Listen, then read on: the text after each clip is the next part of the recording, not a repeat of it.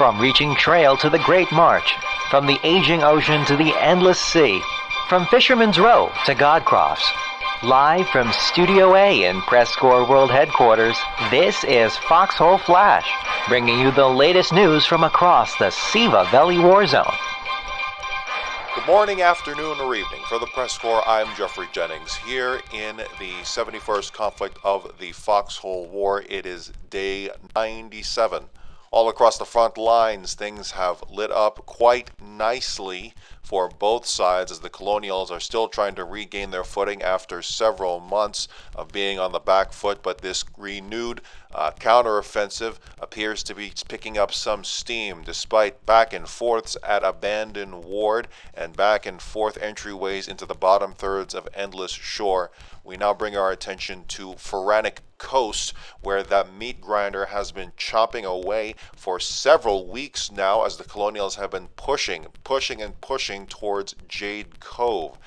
Much of the area around that bottom thirds has been reclaimed by the Colonial Legion. No word yet on any Warden Commando tactics, but in terms of that pivotal crossroads of McCarthy Fields, we'll be covering that shortly. But a quick weather report. We are in a winter weather watch for Westgate and Pharanic Coast, and potentially a winter weather advisory. We're going to play it safe and issue a winter weather advisory for Fisherman's Row, Oarbreaker Isles, and Stone Cradle. Not necessarily the entirety of those regions, but be careful. For winter weather advisories specifically, temperatures are falling and conditions have become hazardous to the body. Vehicles are now at risk of freezing. Rivers and some shores may freeze over and may be traversable.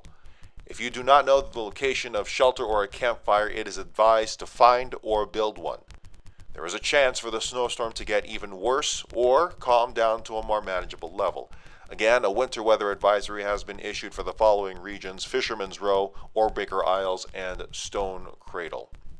With winter weather watches, that's a level below, not necessarily freezing dangers, but watches available at Westgate and Pharanic Coast.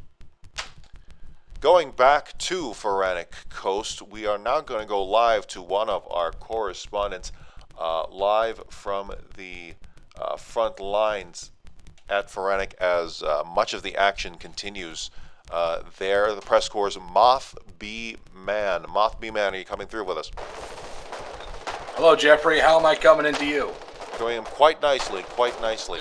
Tell me, how does the cutting conditions look in terms of the landscape, the raw landscape at McCarthy Fields and outside of Jade? Well, McCarthy Fields normally would be verdant fields, but that's all been burned away by artillery shells. The treetops here have been blown up. It's a literal no man's land with crater shells and trenches dug all over the place. Right now, I'm a couple of meters behind the front line, where Colonials and Wardens have been literally throwing lead within spitting distance. No man's land, specifically the crossroads from the down ramp of Jade Cove to McCarthy Fields itself. If you can hear the gunfire around me, it has not let up for days, it seems. The past 2 days I've been here, it's been consistent. Warden's artillery firing into the Colonial lines, Colonial artillery returning fire, into the Warden sectors, and infantry all over the place, just exchanging fire, back and forth. Back and forth indeed. Now that fire support from both sides have, as you mentioned, turned the landscape into a hellscape. What does the fire support for either side or both sides? What do they appear to be centered around now, if anything? The fire support specifically? Mm-hmm. Well, we've got a couple of some field artillery cannons. It looks like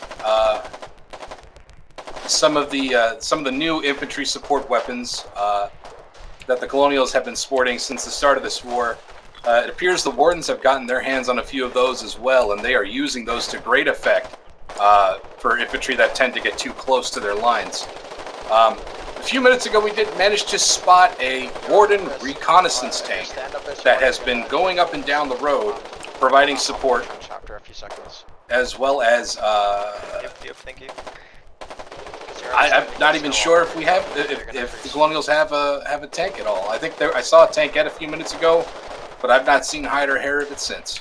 Well, we've gotten reports of various vehicles coming in and occasionally coming out of the area if they manage to survive, but plenty of anti-tank as well. But tell me about that reconnaissance tank. What are its attributes necessarily? If you could speak in broad terms, maybe not necessarily in specifics, if you know off the top of your head, but just what does that bring to the battlefield? Well, the reconnaissance tank relays information to headquarters and updates the terrain and features of the maps for commanders on the field. At first glance, it looks kind of like a driving teapot.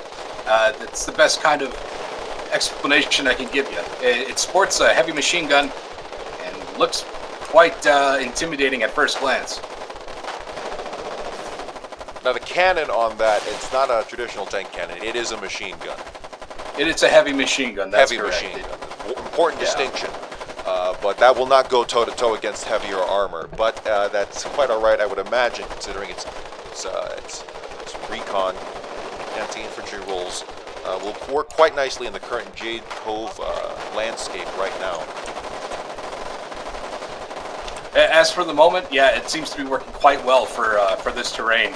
There's lots of trenches, and it doesn't really need to go very far. It's working as a mobile watchtower. Now, I think all reports are pointing to a genuine meat grinder here, and you know, I know there's a lot of talk about how meat grinders are when both sides just have a lot of troops duking it out. Maybe, but I believe just outside of Jade Cove, that's really where things are getting bloody and almost needlessly to a point, just because of the terrain and the landscape. Is there any room for flanking whatsoever? Unfortunately, there doesn't seem to be any room for any considerable force on either Colonial or Warden side to commit to a flanking maneuver. The Warden lines are basically right up at the edge of that crossroads from McCarthy Fields, wedged between the valleys of two mountains. And the Colonials have responded in kind by digging their trenches on the opposite side of the road and setting their positions there. So they are literally within 8 meters of each other, exchanging heavy fire.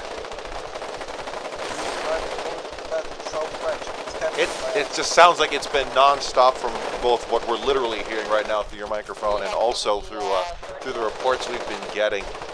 What's the high? Are you aware of the high water mark for the Colonials? How close they've gotten to Jade Cove or into the city at all? Well, since they got ejected from the town early this war, they've been trying like the devil to get back in. They got really close a few days ago. I would say, 5 or 6 days ago, they were up on the ramp, and they seem to be making good progress. They were pushing pretty hard, but it appears that they ran out of steam. They did not have the resupplies that they were expecting to get, and they got pushed off. And now they are in the current predicament that you can hear around me now.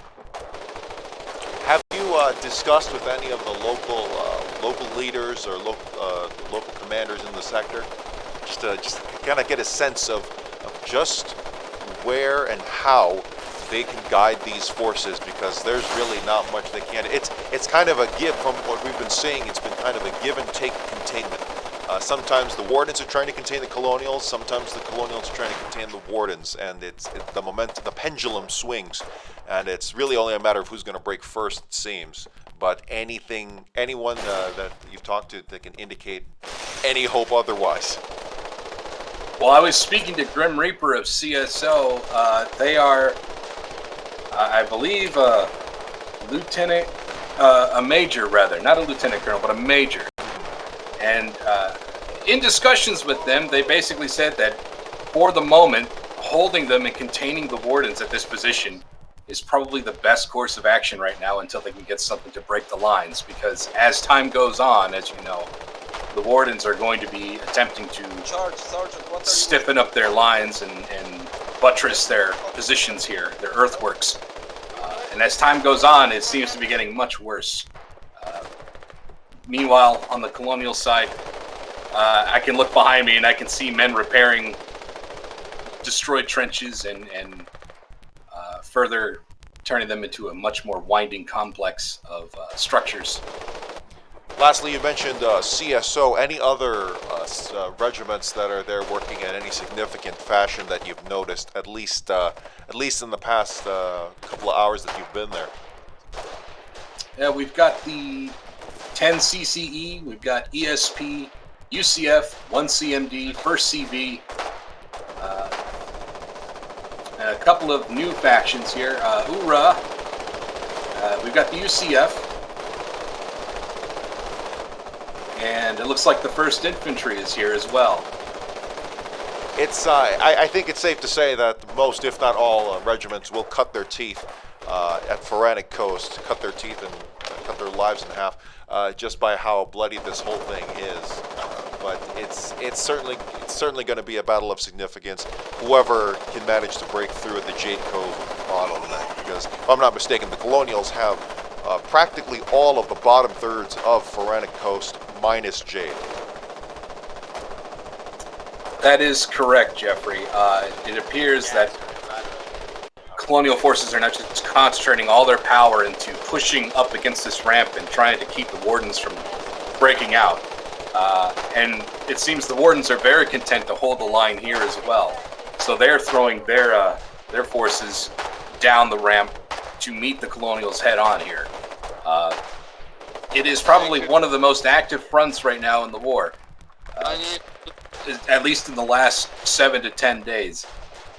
We've got plenty of new recruits here, privates, sergeants, corporals, and they are all paired up with, senior soldiers, veterans, learning on the job, so to speak. As long as they stay alive, they might be able to make it out of here with some valuable field experience. Baptism by fire, indeed.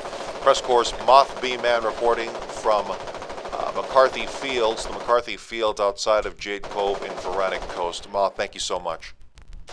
You're very welcome, Jeffrey. Well, we have an updated weather report for you here. The Lynn of Mercy has reported snow, some heavier snowfall, so we're going to issue a winter weather advisory to the Lynn of Mercy. Same with Stone Cradle and Oarbreaker Isles, potentially Fisherman's Row, but I think we're gonna include that just in case. Sometimes the weather doesn't pan out so cleanly. But regardless, just a reminder, winter weather advisory, temperatures are falling and conditions have become hazardous to the body. Vehicles are now at risk of freezing. Rivers and some shores may freeze over and may be traversable. If you do not know the location of shelter or a campfire, it is advised to find or build one. There is a chance for the snowstorm to get worse or calm down to a more manageable level. Again, a winter weather advisory has been issued for the following regions: Lynn of Mercy, Stone Cradle, Oarbreaker Isles, and until we can confirm otherwise, Fisherman Row. Stay tuned to the Press Corps for more information. We'll get back here with you with more reports in just a little while. For the Press Corps, I'm Jeffrey Jennings. Jeffrey Jennings here. If you're interested in long-form discussion and suggestions